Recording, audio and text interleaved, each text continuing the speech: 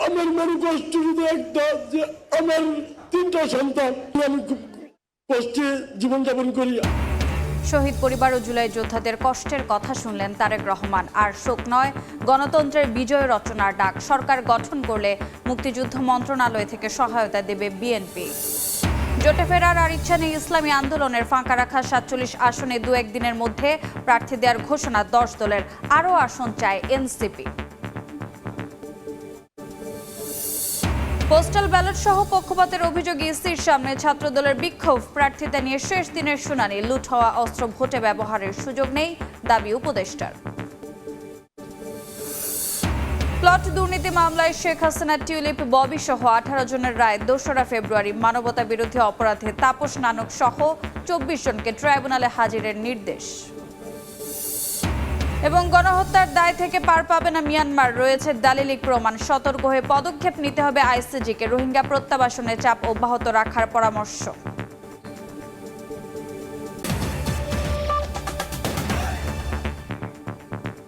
সময় সংবাদের সঙ্গে আছে আমি রোজা চৌধুরী। জুলাই যোদ্ধা ও শহীদ পরিবারের সদস্যের কষ্টের কথা শুনলেন বিএনপি চেয়ারম্যান তারেক রহমান।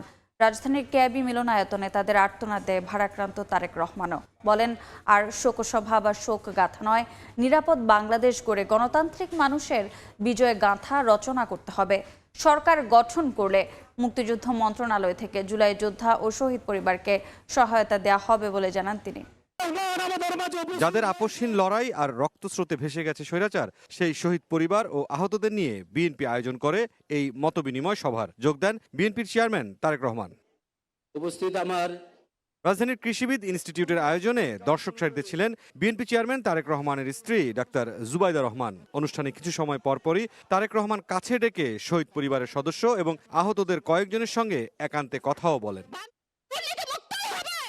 তারেক রহমান বলেন, আর শোক সভা বা শোক গাথা নয়, নিরাপদ বাংলাদেশ গড়তে গণতান্ত্রিক মানুষের বিজয় গাথা রচনা করতে হবে। সেজন্য আগামী নির্বাচন গুরুত্বপূর্ণ। বিএনপি চেয়ারম্যান স্মরণ করিয়ে দেন, কোনো ব্যক্তি, গোষ্ঠী বা দলের নয়, 2024-এর আন্দোলন ছিল অধিকার হারা মানুষের গণ আন্দোলন। জুলাই অভ্যুত্থানে যেভাবে মানুষকে হত্যা করা হয়েছে, 1,500-এর মতন মানুষকে যে হত্যা করা হয়েছে, এটিকে এক বাক্যে স্রেফ আমরা একটি গণহত্যা বলতে পারি।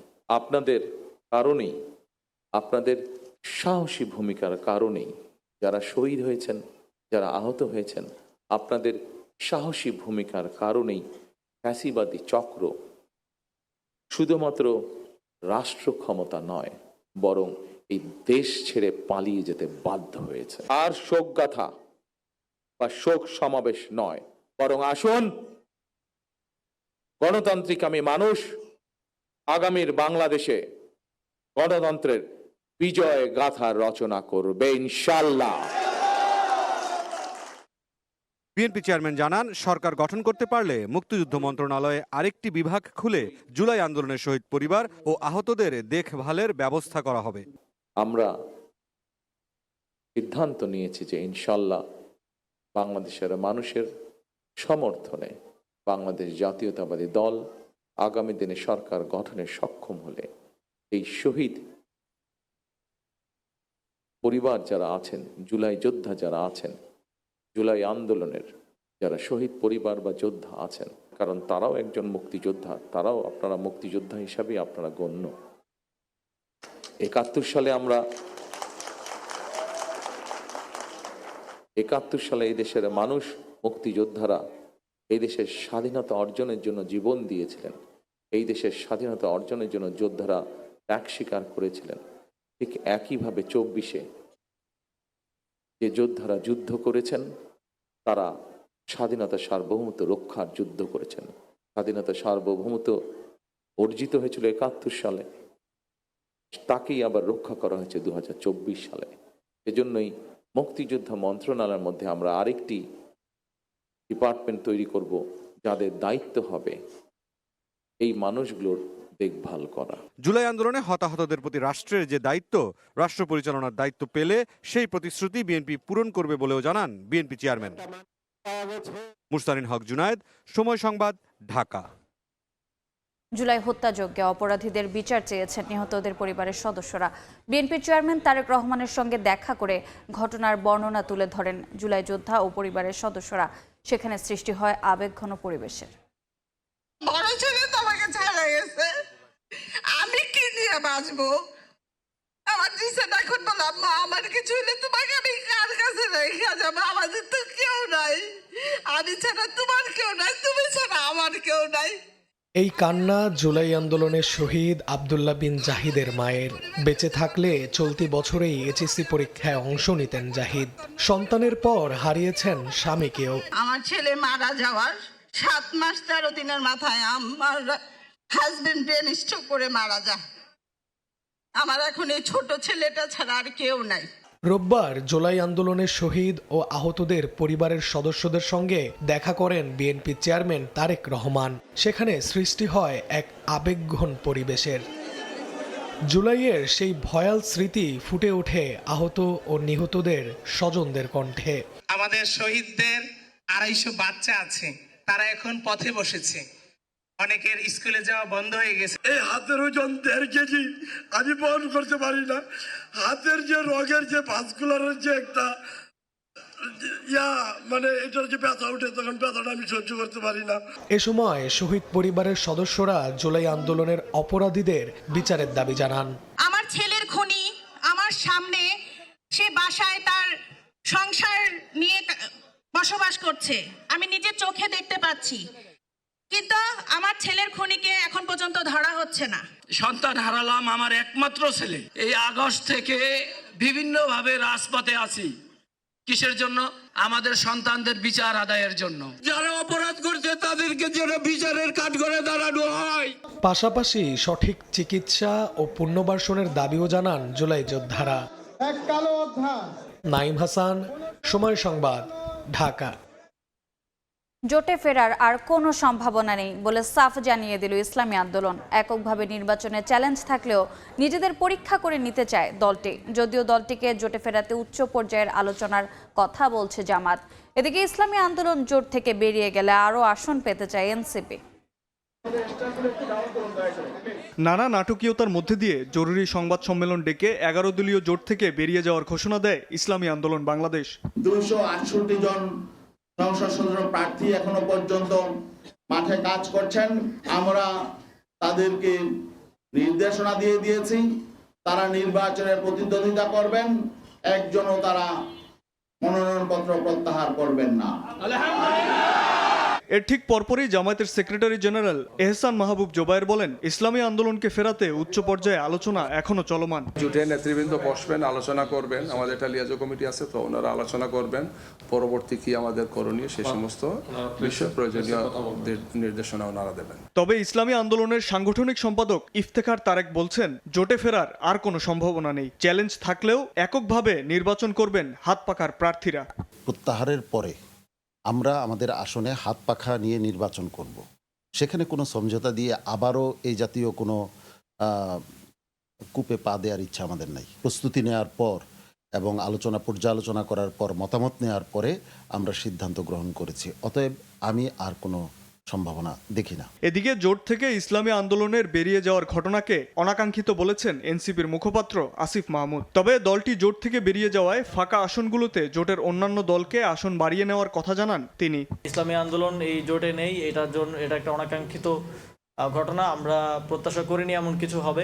আমরা অবশ্যই প্রত্যাশা করব যে এনসিপির যে 30টি আসনে সমঝোতা হয়েছিল জামাতের সাথে এবং অন্যান্য 10 দলীয় নির্বাচনী ঐক্যের সাথে, আমরা প্রত্যাশা করি যে এই সংখ্যাটা বাড়বে। জোটের পক্ষ থেকে 30টি আসন দেওয়া হলেও ইসলামী আন্দোলন বেরিয়ে যাওয়ায় মোট অন্তত 40টি আসন এনসিপির জন্য বরাদ্দ থাকবে, এমনটাই প্রত্যাশা দলের এই শীর্ষ নেতার।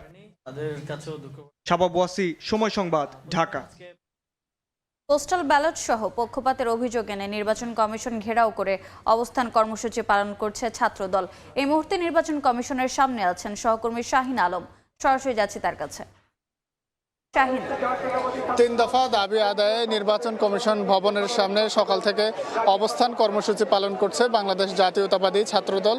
তারা যে তিনটি দাবি জানিয়েছেন, তার মধ্যে প্রধানতম যে দাবিটি হচ্ছে যেন আসন্ন যে ত্রয়োদশ জাতীয় সংসদ নির্বাচন, সেই সংসদ নির্বাচনে যেন নির্বাচন কমিশন পক্ষপাতমূলক আচরণ না করে, সেই দাবিটি ছাত্রদলের পক্ষ থেকে জানানো হয়েছে। পাশাপাশি পোস্টাল ব্যালট নিয়ে অতি সম্প্রতি যে বিতর্কের সৃষ্টি হয়েছে, পোস্টাল ব্যালট বিদেশের কয়েকটি জায়গায় যাওয়ার পরে কিন্তু সেগুলো ছবি সামাজিক যোগাযোগ মাধ্যমে ছড়িয়ে পড়ে, সেটির নিন্দা ছাত্রদলের পক্ষ থেকে জানানো হয়েছে এবং আগামীতে যেন নির্বাচন কমিশন সেই ব্যাপারগুলো আরও সূক্ষ্মভাবে দেখে, সেই দাবিটি তারা জানিয়েছে।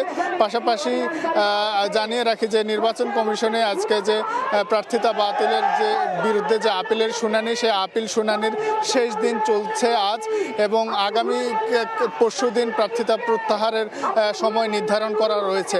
এক কথায় যদি বলা যায় যে নির্বাচন কমিশন কিন্তু নির্বাচনকে সামনে রেখে তাদের যে দায়িত্ব সেটি তারা পালন করে যাচ্ছে, এবং ছাত্রদলের পক্ষ থেকে যেটি বলা হচ্ছে যেন নির্বাচন কমিশন যেন কোনো দলের পক্ষ হয়ে অবস্থান না নেয়, তারা যেন লেভেল প্লেয়িং ফিল্ড যেন ঠিক রাখতে পারে, সেই দাবিটি তারা জানিয়েছে। এই যে অবস্থান কর্মসূচি শুরু হয়েছে সেটি বিকাল পর্যন্ত চলবে। তো এই ছিল আমার কাছে নির্বাচন কমিশন থেকে ছাত্র দলের অবস্থান কর্মসূচির সর্বশেষ খবর। সরাসরি যুক্ত ছিলাম রাজধানীর আগারগাঁয়ে। সময় সংবাদে আরও থাকছে। গ্রিনল্যান্ড নিতে বাধা দেয় 8 দেশের ওপর 10% শুল্ক আরোপ ট্রাম্পের, ফেব্রুয়ারি থেকে কার্যকর। ঐক্যবদ্ধ জবাবের হুঁশিয়ারি ইউরোপের। প্লট বরাদ্দে দুর্নীতির মামলায় শেখ হাসিনা ও তার পরিবারের সদস্য সহ 18 জনের মামলার রায় ঘোষণা করা হবে আগামী 2 ফেব্রুয়ারি। রোববার ঢাকার বিশেষ জজ আদালত 4 এই দিন ধার্য করেন। শুনানিতে আসামিদের সর্বোচ্চ সাজা দাবি করেছে দুদকের আইনজীবী। ক্ষমতার অপব্যবহার করে রাজধানীর পূর্বাচলের নতুন শহর প্রকল্পে প্লট নেয়ার অভিযোগে সাবেক প্রধানমন্ত্রী শেখ হাসিনা, তার ভাগ্নে রাদওয়ান সিদ্দিক ববি এবং ভাগ্নি টিউলিপ সিদ্দিক সহ 18 জনের মামলার বিচার শেষ হয়েছে। রোববার উভয় পক্ষের যুক্তিতর্ক উপস্থাপন শেষে 2 ফেব্রুয়ারি রায়ের দিন ধার্য করেছেন ঢাকার বিশেষ জজ আদালত 4।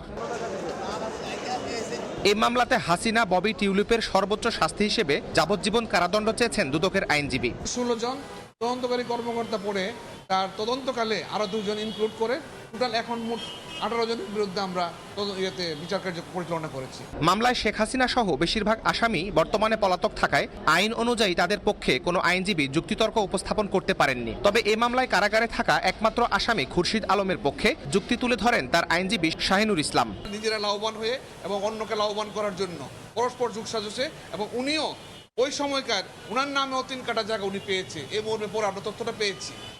সুতরাং উনি এই মর্মে জড়িত আছেন, এই মর্মে আমরা সাক্ষ্য প্রমাণিত করতে পারছি। প্লট বরাদ্দে দুর্নীতির অভিযোগে শেখ হাসিনা, তার ছেলে সজীব ওয়াজেদ জয়, মেয়ে সাইমা ওয়াজেদ পুতুল, শেখ রেহানা সহ তার পরিবারের বিরুদ্ধে পৃথক 6টি মামলা করে দুদক। এর মধ্যে 3 মামলার রায় দিয়েছেন আদালত। শাহরিয়ার শৌমিক, সময় সংবাদ, ঢাকা। জামায়াত আমির ডাক্তার শফিকুর রহমানের সঙ্গে সৌজন্য সাক্ষাৎ করেছেন বাংলাদেশে নিযুক্ত সিঙ্গাপুর হাই কমিশনের চার্জ দ্য অ্যাফেয়ার্স মিস্টার মিউচুয়াল লি। সকালে রাজধানীর বসুন্ধরায় জামায়াত আমিরের ব্যক্তিগত কার্যালয়ে অনুষ্ঠিত হয় সাক্ষাৎ। এ সময় বাংলাদেশের রাজনৈতিক ও অর্থনৈতিক পরিস্থিতি, শিল্প ও বাণিজ্য, সংসদ নির্বাচন, সংস্কার সহ বিভিন্ন গুরুত্বপূর্ণ বিষয়ে আলোচনা হয়। বাংলাদেশের অর্থনৈতিক উন্নয়ন ও গণতান্ত্রিক অগ্রযাত্রায় জামায়াতের ইতিবাচক ভূমিকার প্রশংসা করেন মিস্টার মিউচুয়াল। একই সঙ্গে ভবিষ্যতে বাংলাদেশ ও সিঙ্গাপুরের দ্বিপক্ষীয় সম্পর্ক সুদৃঢ় হবে বলে আশাবাদ ব্যক্ত করেন। সময় সংবাদে আরও থাকছে। বাংলাদেশে টি-20 বিশ্বকাপ নিয়ে নতুন জটিলতা। গ্রুপ বদল করে ভারত গিয়ে ম্যাচ খেলতে আপত্তি আয়ারল্যান্ডের, নিজেদের সিদ্ধান্তে অনড় বিসিবি। দেশের অর্ধেকের বেশি জনগোষ্ঠীকে কাজে লাগাতে হলে নারী শিক্ষায় গুরুত্ব দিতে হবে বলে মন্তব্য করেছেন বিএনপির স্থায়ী কমিটির সদস্য মির্জা আব্বাস। সকালে রাজধানীর বেইলি রোডের সিদ্ধেশ্বরী গার্লস কলেজের বার্ষিক ক্রীড়া ও সাংস্কৃতিক অনুষ্ঠানে যোগ দিয়ে তিনি মন্তব্য করেন। সিদ্ধেশ্বরী গার্লস কলেজের উন্নতির জন্য কাজ করবেন জানিয়ে সুযোগ পেলে সরকারিকরণের আশ্বাস দেন মির্জা আব্বাস। বলেন, বেগম খালেদা জিয়া বুঝেছিলেন নারীদের ঘরে বসিয়ে দেশের অগ্রগতি সম্ভব নয়, তাই তিনি নারী শিক্ষা নিয়ে কাজ করেছিলেন।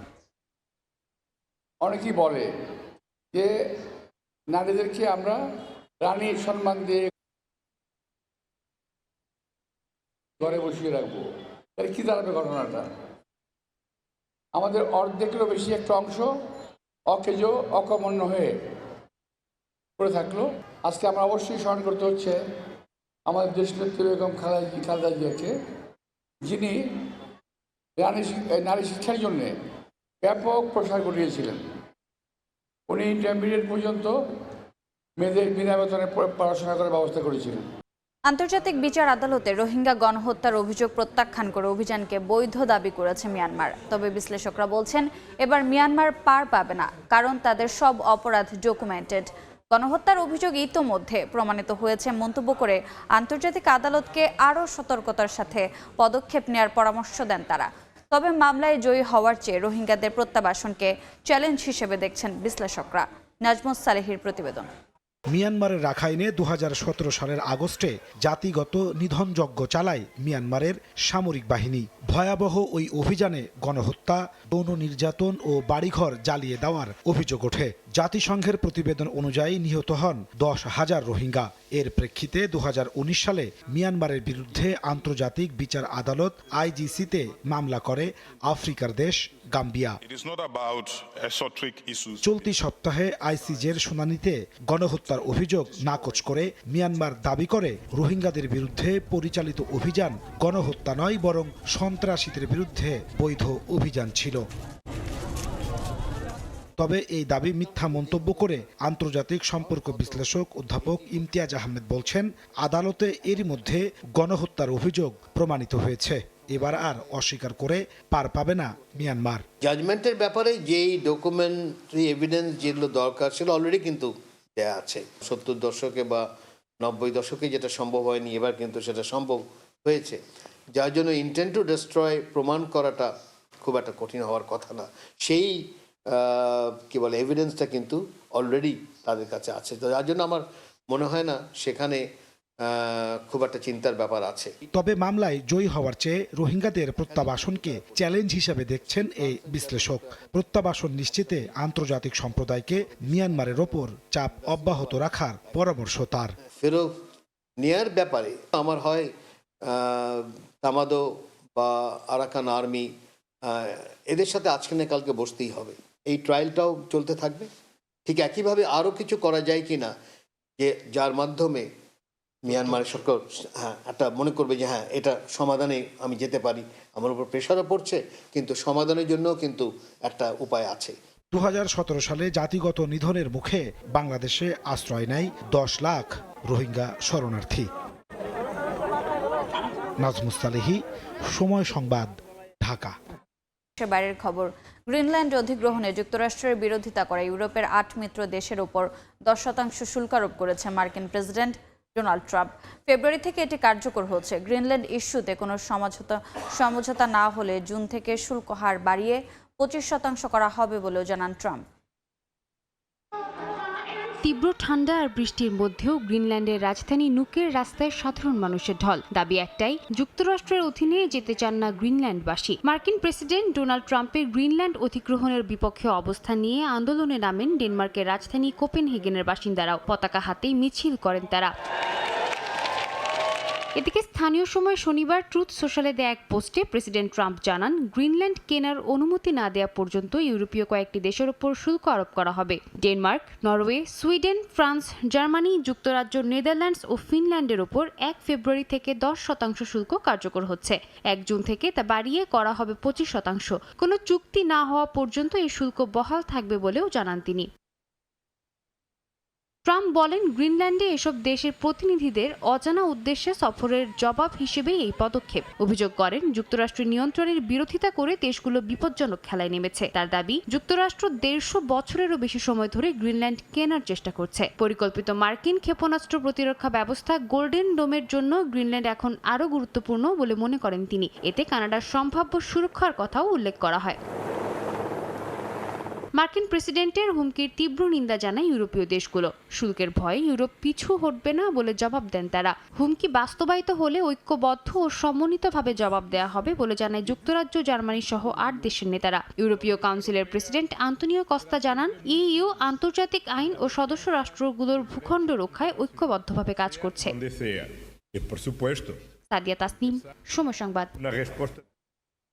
দেখছেন সময় সংবাদ। এবারে খেলার খবর। টি-20 বিশ্বকাপে বাংলাদেশের সঙ্গে গ্রুপ বদল করবে না আয়ারল্যান্ড। আইসিসি থেকে আগের সূচি অনুযায়ী গ্রুপ বিতে থেকে মেগা আসরে অংশগ্রহণের নিশ্চয়তা পেয়েছে বলে গণমাধ্যমের দাবি ক্রিকেট আয়ারল্যান্ডের। তাদের এমন দাবির পর টি-20 বিশ্বকাপে বাংলাদেশের ভবিষ্যৎ নিয়ে তৈরি হয়েছে নতুন জটিলতা। তবে আইরিশদের বোঝানোর চেষ্টা করছেন বিসিবির সভাপতি আমিনুল ইসলাম বুলবুল। টি-20 বিশ্বকাপ ভারতে খেলছে না বাংলাদেশ, বিষয়টি এক প্রকার চূড়ান্তই। টাইগারদের জন্য বিকল্প ভেন্যু নিয়ে ভাবছে বিশ্ব ক্রিকেটের নিয়ন্ত্রক সংস্থা। তবে এরই মাঝে তৈরি হয়েছে নতুন জটিলতা। ভিন্ন খবর চাউর হয়েছে ভারতীয় গণমাধ্যমে। বিসিবির চাওয়া শ্রীলঙ্কা গিয়ে টি-20 বিশ্বকাপের সব ম্যাচ খেলবে বাংলাদেশ। এজন্য গ্রুপ অদল বদল করে লঙ্কাতে নেওয়া হতে পারে লিটনদের ম্যাচ। বি গ্রুপে আয়ারল্যান্ডকে সরিয়ে তাদের জায়গায় দেয়া হবে সি গ্রুপে। কিন্তু ভারতীয় সংবাদ মাধ্যমের দাবি, গ্রুপ পরিবর্তনের বিষয়ে অস্বীকৃতি জানিয়েছে আইরিশরা। বাংলাদেশের ভারত গিয়ে বিশ্বকাপ না খেলার পেছনে যথেষ্ট কারণ থাকলেও এমন কোনো ইস্যু নেই আয়ারল্যান্ডের। তারপরও অদৃশ্য কারণে শ্রীলঙ্কাতে ম্যাচ খেলতে চায় তারা। বিভিন্ন মহলে গুঞ্জন, আইরিশদের গ্রুপ বদল না করার পেছনে ইন্ধন দিচ্ছে বিসিসিআই। এমনকি এই বিষয়ে আইসিসি থেকে নাকি তারা নিশ্চয়তাও আদায় করে নিয়েছে এরই মধ্যে। তবে সংবাদ মাধ্যম ক্রিকবাজ ক্রিকেট আয়ারল্যান্ডের ওই কর্মকর্তার নাম প্রকাশ করেনি। তাদের এই সংবাদের পর ভারতীয় বেশ কয়েকটি গণমাধ্যমের দাবি, লজিস্টিক্যাল প্রতিবন্ধকতা ও গ্রুপ অদল বদলের ঝামেলার কারণে বিসিবির চাওয়া নিয়ে দ্বিধায় ভুগছে বিশ্ব ক্রিকেটের নিয়ন্ত্রক সংস্থা। যদিও শোনা যাচ্ছে বিসিবির সভাপতি আমিনুল ইসলাম বুলবুলের আইসিসিতে 2 যুগ কাজ করার সুফল এবার পেতে পারে বাংলাদেশ। ক্রিকেট আয়ারল্যান্ডের অনেক কর্মকর্তাদের সঙ্গে পূর্ব পরিচিত বুলবুল। ঢাকায় আইসিসির প্রতিনিধির সঙ্গে বৈঠকের পর আয়ারল্যান্ডকে বোঝানোর চেষ্টা করছেন বিসিবির সভাপতি। সঙ্গে আইসিসি কর্মকর্তারাও এ বিষয়ে কাজ করার আশ্বাস দিয়েছে বাংলাদেশ ক্রিকেট বোর্ডকে। তামিম হোসেন, সময় সংবাদ। এ পর্যায়ে শীর্ষ সংবাদগুলো জানিয়ে দিচ্ছে আরেকবার। আমার বড় কষ্ট শুধু একটা, যে আমার 3টা সন্তান, আমি খুব কষ্টে জীবনযাপন করি। শহীদ পরিবার ও জুলাই যোদ্ধাদের কষ্টের কথা শুনলেন তারেক রহমান। আর শোক নয়, গণতন্ত্রের বিজয় রচনার ডাক। সরকার গঠন করলে মুক্তিযুদ্ধ মন্ত্রণালয় থেকে সহায়তা দেবে বিএনপি। জোটে ফেরার আর ইচ্ছা নেই ইসলামী আন্দোলনের। ফাঁকা রাখা 47 আসনে 2-1 দিনের মধ্যে প্রার্থী দেওয়ার ঘোষণা 10 দলের। আরও আসন চায় এনসিপি। এবং পোস্টাল ব্যালট সহ পক্ষপাতের অভিযোগে ইসির সামনে ছাত্রদলের বিক্ষোভ। প্রার্থীদের নিয়ে শেষ দিনের শুনানি। লুট হওয়া অস্ত্র ভোটে ব্যবহারের সুযোগ নেই, দাবি উপদেষ্টার।